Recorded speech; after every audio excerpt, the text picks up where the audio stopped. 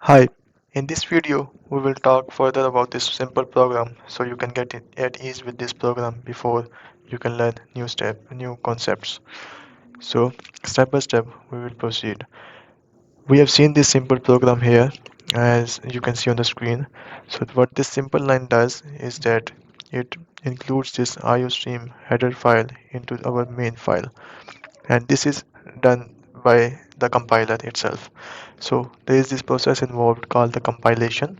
When uh, when we try to run our program, the first thing that happens is the pre-processing. That pre-processing is basically looks at all the hash include statements in our program and include the content of the files that are defined in next to hash include statement. So that is a processor pre-processing step, and next up comes the compilation process, which is done by the compiler. So compiler basically converts this human understandable program into something which the machine can understand, and machine can only understand this binary language, which consists of zeros and ones only. So in order to run this program so that it is understandable by the CPU or the processor, we need to convert these human understandable uh, languages into something that the computer can understand. That is done by the compiler. Also, there is another step involved sometimes, because in this case our process is simple. We will only compile the program. But if there are multiple files in our project, those files need to be combined so that we can, the compiler can create a single executable file. The executable file is the final product of our code when it is done compiling. So those files are linked together through a process called linking, and it is done by the program which is called a linker. So in this case, we have simply one file, and the linking won't happen. But if there are multiple files, the linking process will take place, and whole process will be divided into two processes: the compilation process and the linking process. And after that, an executable file will be produced if you are in Windows. So here we have included this simple IOStream file into our program so that we can use uh, stuff that is defined already in this file by someone else. So this comes built in, and we have included this int main. This is the main starting point of the program, and any program that we write will have this main function. This is from where the program starts. Inside this main function, by inside I mean that uh, every function, as we will see, this is a function, and every function will have these curly braces. So inside this function, uh, by inside I mean that anything that is included between these braces. So inside this function there are two statements or two instructions. So the first instruction prints hello world onto the screen. So we need to use the cout that is defined in the IOStream. We cannot use cout directly because inside the IOStream, the cout is defined in something called a namespace. A namespace is basically grouping of similar things together. So in order to use this cout, we need to use its namespace. And one way to use cout through namespace is this. We can also use cout by including the namespace into our program. So in order to do that, we can use this. We can tell the compiler to use the namespace, but which namespace do we want to use? We tell it that use the namespace called std. Now since we have included this namespace, we can just go ahead and remove this cout std namespace syntax. This basically have included all the stuff, all the methods, all the variables and everything that was defined inside this namespace and inside this IOStream function, IOStream file. So we can simply now use cout to print this message. Cout prints this message by using this insertion operator, less than, less than. So we can have multiple insertion operators in one single statement, like so. And we can just write something else like I can code now.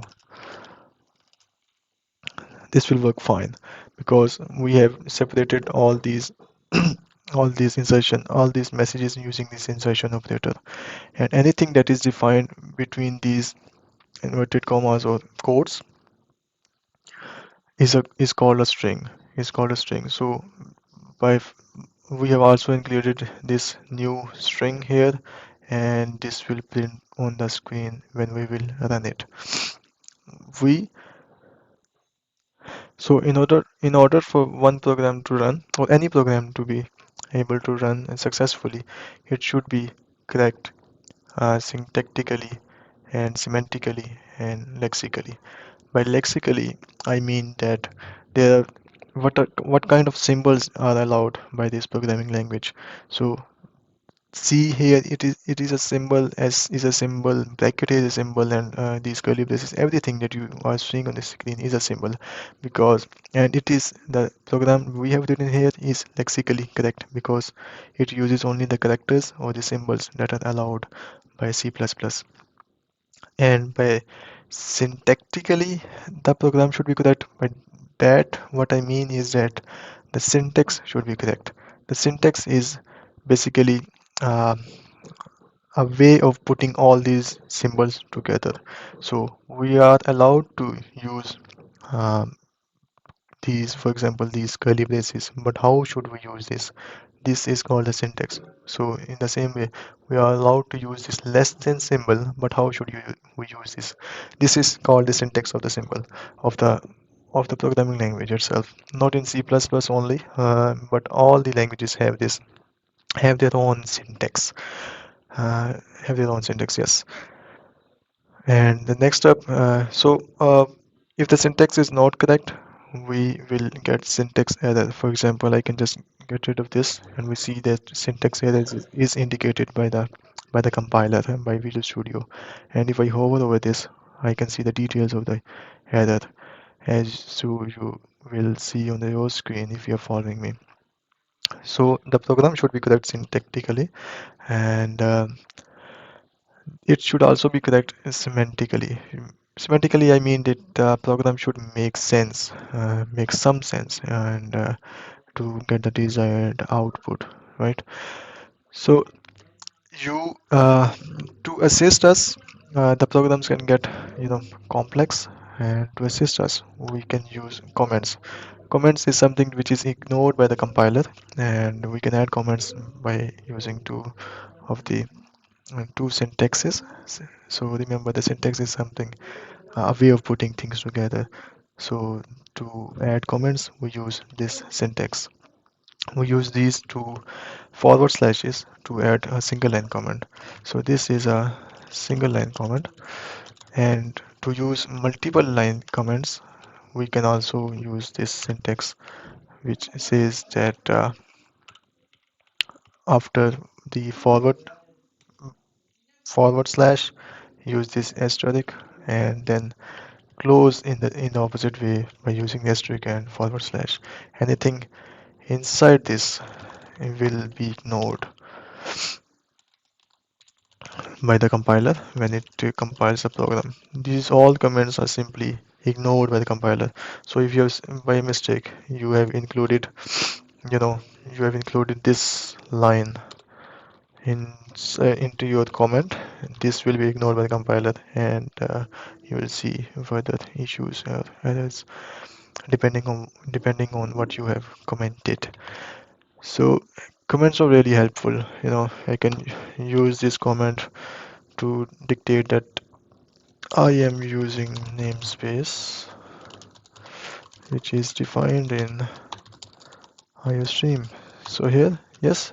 So as you can see that if the programs get bigger and bigger, multiple things come into the play, and we can use comments to simplify it, and so that we can, yeah, make sense out of it when we see this code later after a few days or after years.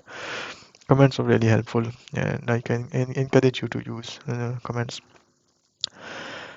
So finally, this return statement, this is the end of the main function. So we can also remove this line, but this is only an exception for the main function where you can uh, you know uh, explicitly write this line, or the compiler will otherwise use define this implicitly when it is compiling the program.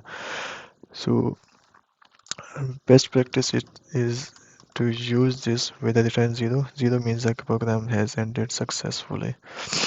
So on the left hand side, you will see in the Solution Explorer. The Solution Explorer will list all the files that we will that the project might contain. So in order to run this program, as we have seen previously, let's go ahead and save this, and you can use this button to run this program, or else you can go to the or debug and build options on the top. First you will have to build this. You can build it using this build solution option or using this build project option. First project option, this might be a different name on your machine if this is the name of the project. So in order to build this project, we use this option, or in our situation, we can also use this search operation. What's the difference between these two is that further we will see that we have multiple projects in our solution. So this build solution will build all the projects that are included in that solution. And this option here will build the current project only. So in our case, there is no difference between these options. So let's go ahead and build this. On the bottom here, we can see that the build is in progress, and we will see any errors or successions. So the build has succeeded, and to run this, we go to the run and select this option, start without debugging. We can also choose start debugging, but since we are not debugging yet, we can simply use this option, start without debugging. This runs the executable that was created by the compiler at this location. Normally it gets created under this folder structure x64 debug and your project name dot executable. So this command line window will remain open unless you close it, or press any key. So I'll press enter to close this. Simple.